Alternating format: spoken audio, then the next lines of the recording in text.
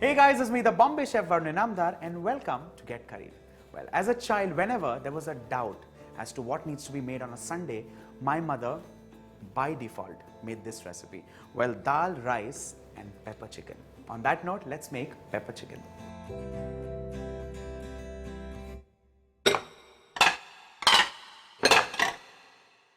This recipe is possibly one of the simplest recipes. Well, you notice there's no haldi in this, which is no turmeric, no coriander powder, no jeera powder, no whole jeera, no bay leaves, no garam masala, literally nothing.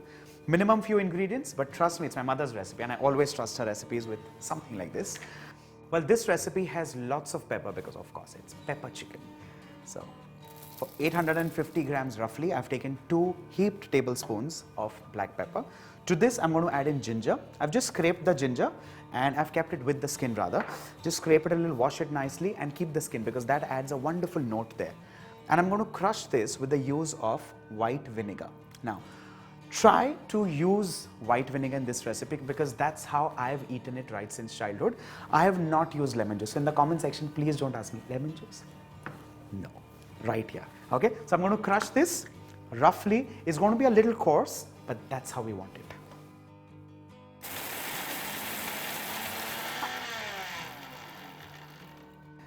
Our coarse paste is done and ready. Let's scrape all of this. And this goes right onto the chicken. Well, almost like a marination. Again, another thing that my mother follows is she does not marinate the chicken.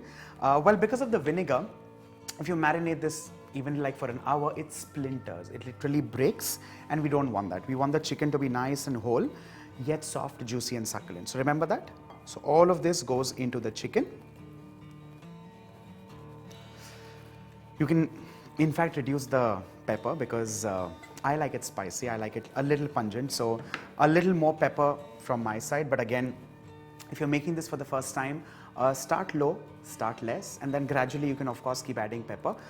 If at all you feel the pepper is a little lesser right towards the end, you can also add in crushed peppercorns. Works perfect. I'm going to add in salt and give this one quick mix.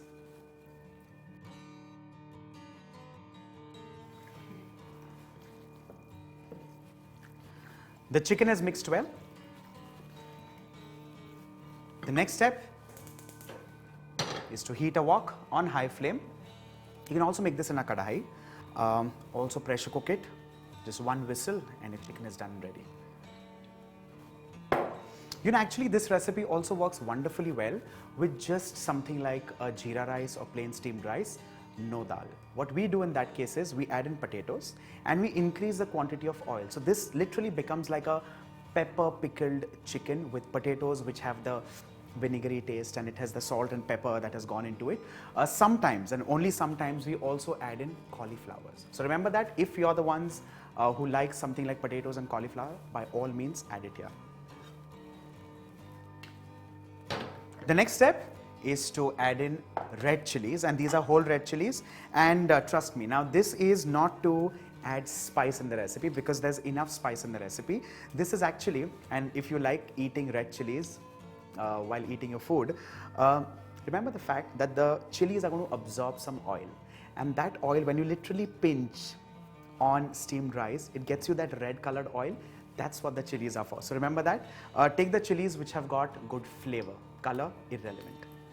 Let's add in the chilies. Allow these to crackle lightly, and to this we're going to add in the chicken which has all the masalas now.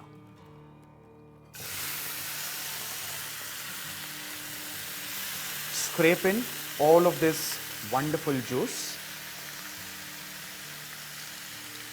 And remember the fact that this needs to be cooked on high flame for at least 6 minutes. You need to keep turning it around, you need to keep stirring it because this has to get those burn spots and those burn marks. You can also do this amazingly well in an oven, so remember that. 200 degrees Celsius, 40 minutes and your chicken is wonderfully cooked and ready.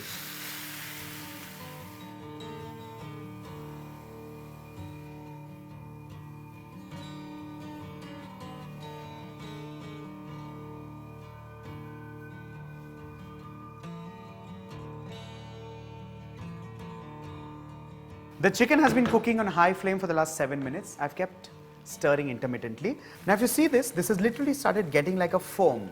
That's the stage when you reduce the flame and start adding in water. Now not too much water because this is literally like a dry roast. So 1/4 a cup, cover, and on low flame we continue cooking this for 20 minutes undisturbed. It's been 20 minutes on low flame, and if you see, it's built up some moisture, which is very important, and do not actually waste this because this is going to add in to the wonderful taste of the chicken. Let's stir this, and with this your roast chicken, actually pepper chicken the way we call it, is done and ready. And this goes amazing with just steamed rice, just jeera rice or dal rice. Works wonderfully well. Well, if you actually think about it, this would also go wonderfully well with chapatis or fulkas. On that note, let's serve this, and you would be seeing coriander here right since the beginning. Not really required, but just because it adds in to some color, I'm going to add in. But otherwise, traditionally, we never add it. Now finally, if you can come a little closer and have a look, this has these bits which are kind of stuck to the pan. This is, trust me, the most wonderful part of this pepper chicken, because as a child, we've always made this in a kadhai, never a non-stick or never in an oven or something like that. So this literally gets scraped. Then you add in some rice to this, and as a child I used to sit with this entire thing and eat it literally from that pan. Now finally to this, I'm going to add in coriander, just because you like it.